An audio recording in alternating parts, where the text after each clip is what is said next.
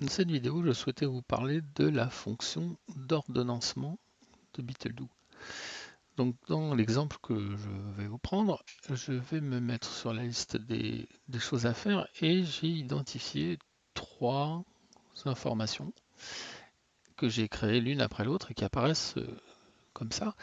Mais en fait, peut-être que j'ai l'intention de les afficher différemment, dans un ordre différent. Donc, pour ça, je peux activer la fonctionnalité de gestion de l'ordre des tâches ici. Et quand je reviens sur ma liste, je vois apparaître une information d'ordre et les flèches qui me permettent de réordonner mes tâches. Donc typiquement,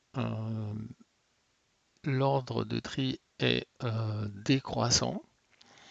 Et donc si je veux faire remonter la deuxième tâche en premier, j'ai simplement à positionner, à cliquer sur la flèche vers le haut et l'affaire est dans le sac.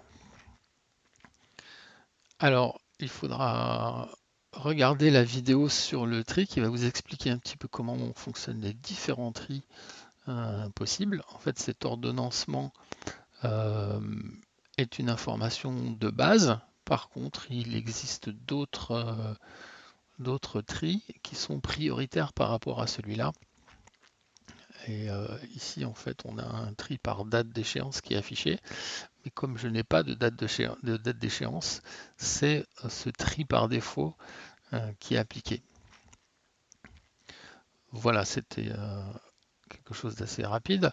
Ce qu'il faut savoir, c'est que si vous avez un besoin d'ordonnancement particulier, vous pouvez activer cette fonctionnalité et la désactiver dans le paramétrage. En fait, c'est l'affichage qui est désactivé.